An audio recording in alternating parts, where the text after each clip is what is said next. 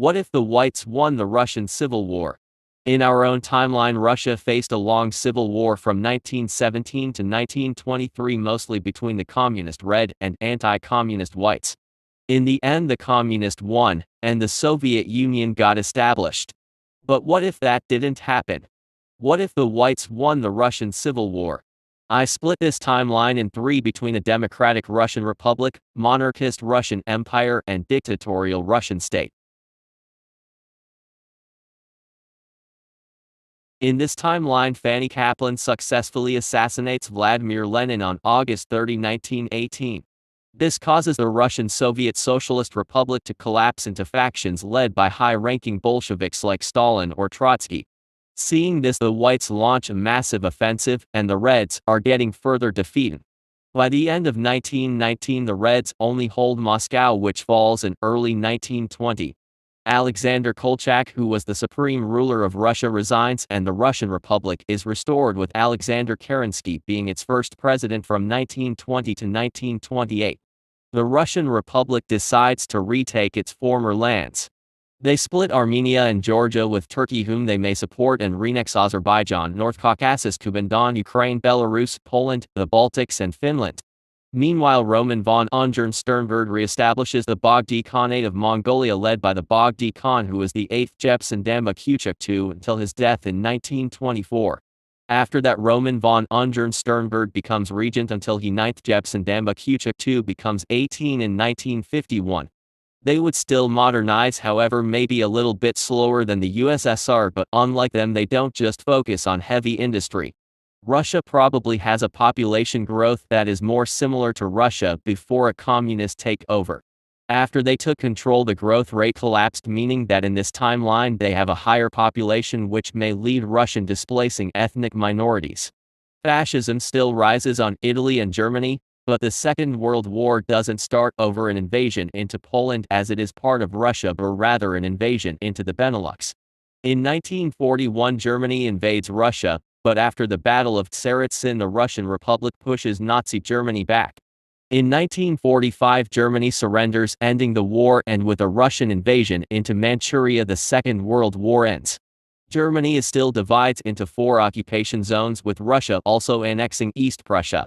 However, with Russia being a democracy, Germany fully reunites, and Eastern Europe would still have democratic governments.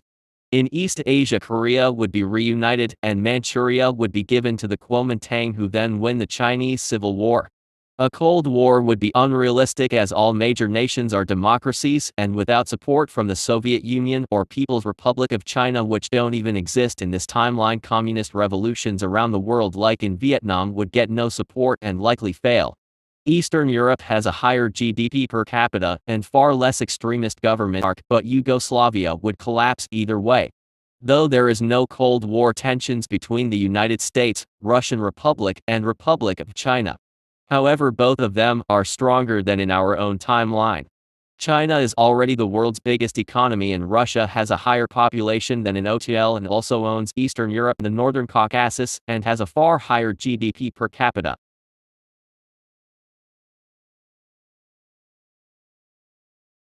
In this scenario, Lenin still gets assassinated by Fanny Kaplan, causing factionalism amongst the communists, which leads to a white victory. But in this timeline, it is the monarchist factions led by Mikhail Konstantinovich Diderich that wins, and the Russian Empire is re-established, with Grand Duke Nicholas Nikolaevich of Russia being crowned as Nicholas III. After his death in 1929, Kirill I becomes emperor, ruling until 1938, and then being succeeded by Vladimir III, who rules until 1992. Russia would still reconquer their former lands successfully and modernize throughout the 20s and 30s. But World War II still happens, with a German invasion of Belgium. They quickly defeat the Benelux and France, and Italy joins the war. In 1940, the invasion of the Russian Empire starts. But Germany is defeated at Moscow in 1941-42 at Tsaristine. After that, Russia pushes Germany back until after the fall of Berlin, the war in Europe ends, and soon later World War II as a whole. Russia in this timeline puts up absolute monarchies in Eastern Europe. Bulgaria is still ruled by Simeon II, Romania is still ruled by Michael I, Yugoslavia is still ruled by Peter II, and Albania is still ruled by Zog I. In Hungary, Otto I gets recrowned, while in Poland Frederick Christian of Saxony is crowned Frederick II. Czechoslovakia becomes the Kingdom of Bohemia led by Dmitry I of the House of Romanov. In eastern Germany, the Kingdom Prussia is re-established, which is led by Wilhelm III. Russia forms the Warsaw Pact with its vassal states, and it is possible that Greece too joins that alliance. The Cold War is between democracies and absolute monarchies instead of capitalism and communism. In East Asia, Russia puts the Xwangting Emperor in charge of Manchuria, and they do manage to take some northern lands, but a total victory is without public support unlikely. In North Korea, Yi Un becomes Emperor of Korea. The 1956 Poznan-June protests are used by Russia to carve it up. Russia and Prussia annex territories that used to belong to them before World War I. The rest becomes the Kingdom of Galicia and Lodomeria, which is still ruled by Frederick II. Russia would probably try to expand monarchism, for example by supporting monarchist revolutions in the Middle East, Western Europe, and regional dynasties in South Asia. But Sub-Saharan Africa or Latin America wouldn't see any revolution themselves.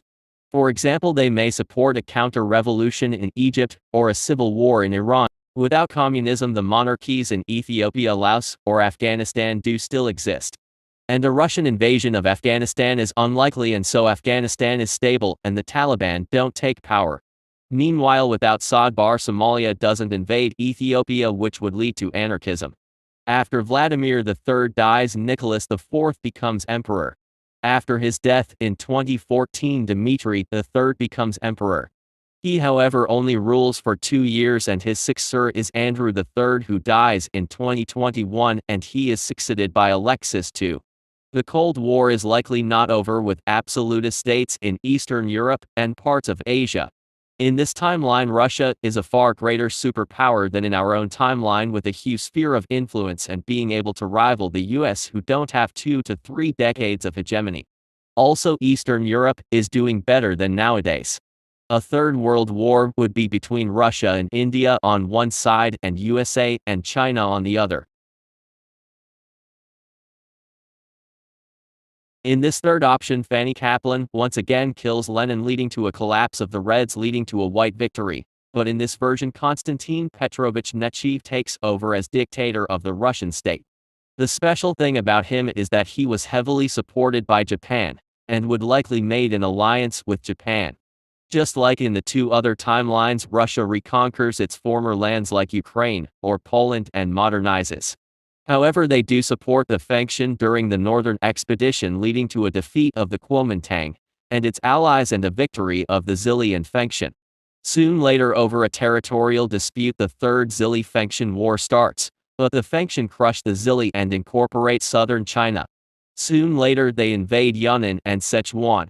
In 1931, Xinjiang invades the Kumul Khanate, and they exploit it by invading them. Soon later, they also annex Tibet and Mongolia, reuniting China under Zhang Zuolin.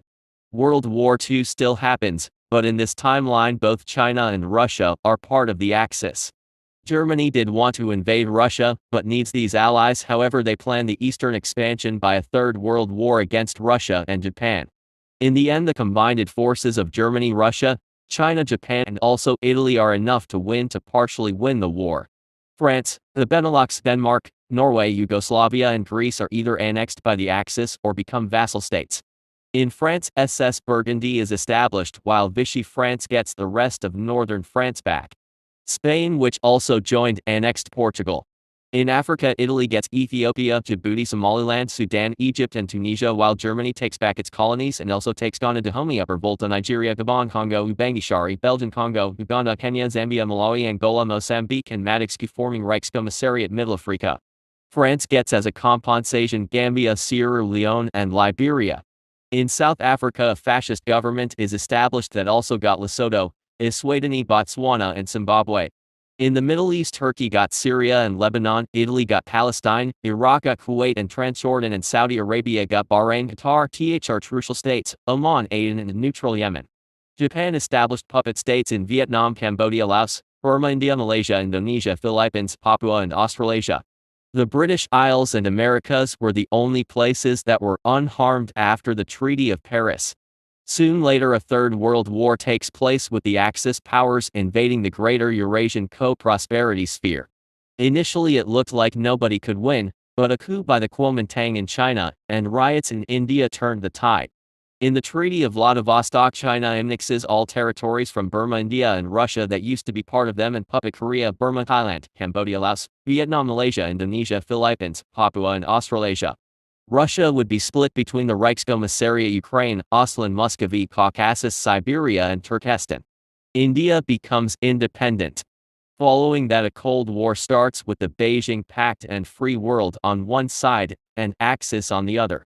However, with the death of Hitler in the 60s, Germany falls into civil war, which is then followed by a coalition war against them, with even its allies declaring war on them.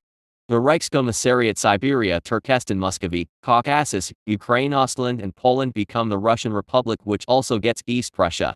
Italy annexes German possessions in Yugoslavia, and Greece and Hungary annexes Slovakia and West Banat. Meanwhile, the Fourth French Republic annexes its former territories in Europe, while Middle Africa is in anarchy.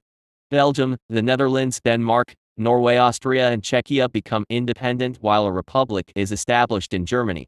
In this timeline, the world with the greater opera cities thanks to fascism, but nowadays democracies rule most of the world. There are also more versions, like Pyotr Wrangel making himself emperor, a dictator that doesn't align itself with Japan, or Roman von Ungern uniting Mongolia with Russia into the new Mongol Empire, for which I don't have enough time. However, all in all, the world drastically changes from this event, and wouldn't be the same, either better or worse depending on the outcome. If you liked the episode, leave a like, and don't forget to subscribe. Goodbye.